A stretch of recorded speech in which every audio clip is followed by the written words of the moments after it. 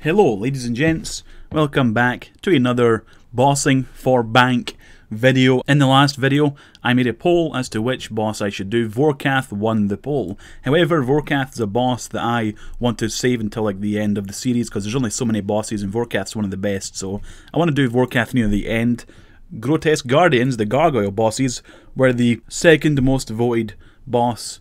57 votes, 15% in total, so that's what we're going to do. Sadly for me, I need to get a Gargoyle Slayer task. What's my Slayer task right now? Do I have anything? A Lizardman. That's not ideal. The Grotesque Guardians are a Slayer boss, and I'm pretty sure you can't do them off task, so I've got to go kill 46 more lizards, then I'll try and get a Gargoyle's task.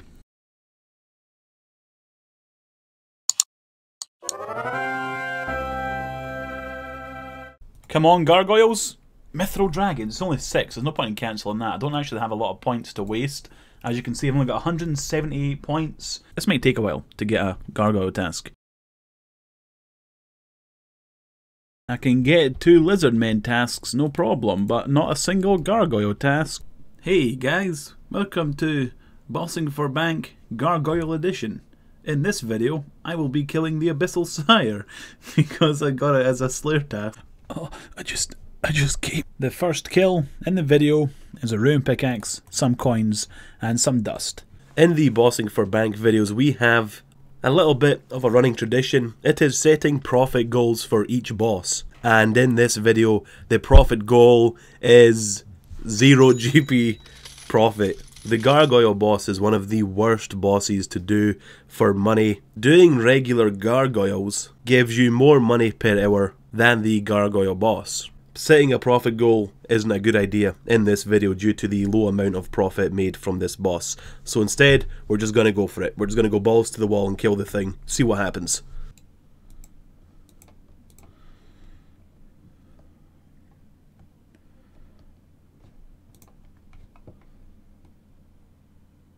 Oh, holy crap. I can't believe I just got this Black Tourmaline core.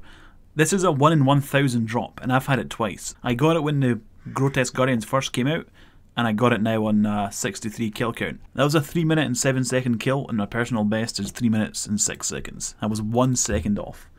That's BS. Let me quickly run you guys through an entire kill, just so you can see how I do it and what gear I use. I'm not claiming that I do it the best way possible, but this is just how I do it. Starting off with the travel, I use a play-around house. I have a jewellery box to get me to Castle Wards to bank after a trip, and I have a portal to Canifis so I can get to the Slayer Tower pretty easily. I don't use the Slayer Ring, just the portal to Canifis, run up, then use the agility shortcut to the top of the tower, where there is a staircase that leads into the Gargoyle boss. To start the fight, you right click the bell and click Quick Start. Pray range, run to the corner, the northeastern corner, and there's like a 4x4 area where you can run around and safe spot the melee gargoyle because 2 of them attack you at once. Pray range, blow pipe the ranged gargoyle, safe spot the melee gargoyle by walking to the tile here that I'm standing on right now. He usually gets trapped, and sometimes he can walk out of the trap, but you just redo the trap. There's a guide on the YouTube channel I can link below. It's like a full gargoyle killing guide, so this isn't a guide, it's just a run through. You do that, fire at the ranged gargoyle until it's 55% HP, then there's this little phase where the little things come on the ground and damage you if you stay near them, so just avoid them. Then I switch to melee, pray piety, bash the melee gargoyle because the ranged gargoyle is gone. After like one auto attack, he does this like special move right after he comes out of the sort of stasis phase where there's the little things on the ground. He has a special move you have to avoid by just walking away from him. When he turns orange, you want to run, and if you don't, he just throws you against the wall, and it's pretty painful. It does a lot of damage. And there's also falling rocks that you want to avoid. If you don't, they stun you like that. And once you get him to 55% HP, the things come on the ground again, and you just have to avoid them. After that, you pray range once again, and absorb these little balls that the ranged gargoyle throws out. If you don't absorb them, they heal the ranged gargoyle, making the kill last longer. Sometimes if they're far away, it's not worth picking them up, because then they deal damage. Initially, they only deal 2 damage, but given enough time, they increase in size and deal more damage, and that continues. So if they're far away, it's not worth running after them. I just pray range, do the same thing in the first phase with the corner, and just kill the ranged gargoyle. Once you've done that, the melee gargoyle absorbs the ranged gargoyle and does 2 in 1, so he becomes both range and melee. In this final phase, he moves you to a location and puts a box around you, and if you don't get out of that box really quickly, you will take a lot of damage, so you just have to avoid that. When fighting this guy, you want to use melee and pray the attack style that he's attacking you with. He switches between melee and range, and usually, most of the time, when he attacks you with one style, he will stay on that attack style for multiple attacks. So whatever attack style he attacks you with, just switch to that attack style, either melee or range pray, while praying piety and just hitting him with your whip until he's gonzo, and boom, that's it. That's how I do a kill. The gear I used is a combination of melee and ranged gear, with the base gear being a Slayer helmet, a dragon hide top, a bando's tassets, primordial boots, berserker ring, barrow's gloves, and a blessing, with the switch being the necklace slot, the cape slot, and the weapon and offhand slots. And those switches usually consist of a Anguish to Torture switch, a Ava's Accumulator to Fire Cape switch, and a Blowpipe to a Whip and Defender switch. And the inventory contains my transport method in and out, which was Player-Owned House teleport tabs, the gear that I'm switching to, 1 super combat, 1 range potion, 5 prayer pots, 1 restore, and the reason I have 1 restore is because the boss occasionally drops Sarah Brews, so if you get a Sarah Brew drop and you've got a restore in your inventory, it can make the trip last longer. And the rest of the inventory slots are filled with sharks. That's the gear I use to defeat this boss. Oh yeah, don't forget the rock hammer. So apparently this tab is worth 7 mil thanks to the core. I've barely used any supplies. I've maybe used 2 combat potions, 2 ranging potions, and like 10 prayer potions. I think if I set a profit goal this video, I would have met it, because the profit goal would have been around 5 mil due to the low profit per hour from this boss. It isn't that great unless you get uniques like this Tourmaline core or Granite Hammers. So yeah, I would have met the profit goal already. 10 kills in. I started at like 55 kills and I got this drop on 63. So I would have done it. The video's over. The video would have been over, but it's not, don't worry. Oh crap, another Granite Hammer. This is the second one. I forgot to record the first one. This is the second Granite Hammer. Oh, every time I see the orange text I get really excited, but this time it was just dragon arrow tips and dart tips. I mean, the arrow tips are worth 170k, so that's alright. Back to back arrow tips. Holy moly. I'm actually so lucky at this boss. This is like the best boss I've done, and it's the worst one for profit, and I'm making the most money. What the hell? On the go where I have 0 prayer points, this guy hits nothing. I'm not praying against any of his attacks. He's yet to do damage to me in this final phase here. But when I've got, what, full prayer points, I've got 85 prayer points, the guy just switches attack styles like tri-breeding on me, dude. He just beats my ass. But when I've got no prayer points, he doesn't deal a single piece of damage to me. I'm still 99 HP from when I ate up before this phase started. That's ridiculous. Did I get anything good for my efforts?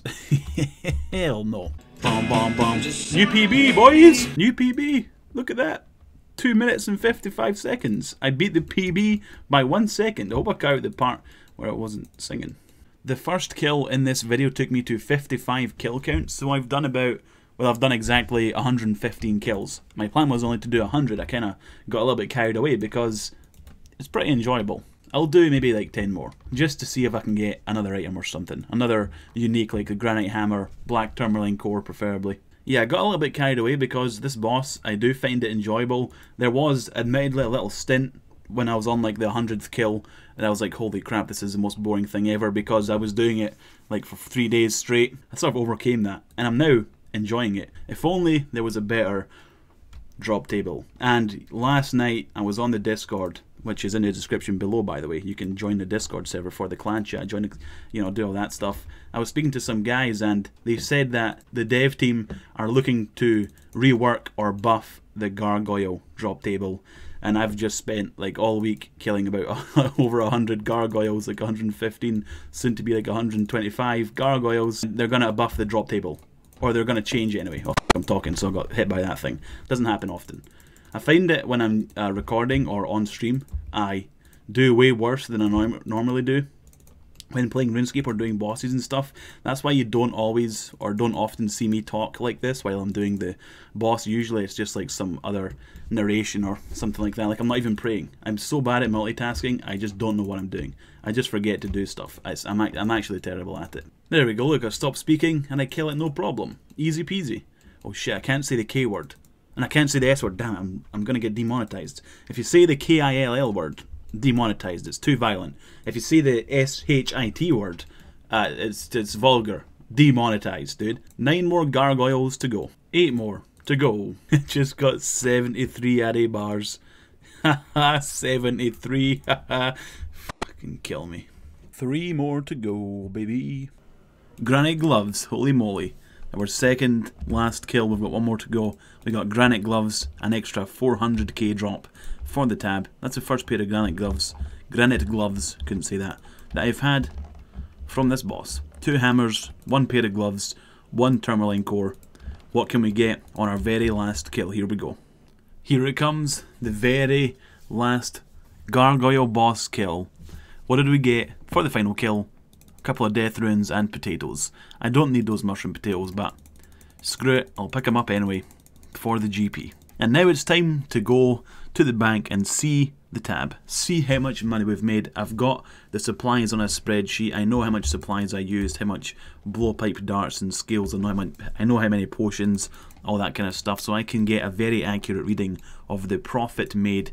And guys, I'm going to be honest, I think, without doing any of the math right now, I think even though the gargoyle boss is the worst boss I've done in terms of its average money per hour, profit per hour, I think it's been the most profitable bossing for bank episode I've ever done. Just under 15 mil GP money made from the gargoyles. So yeah, I've done the boss 125 times and made almost 15 mil.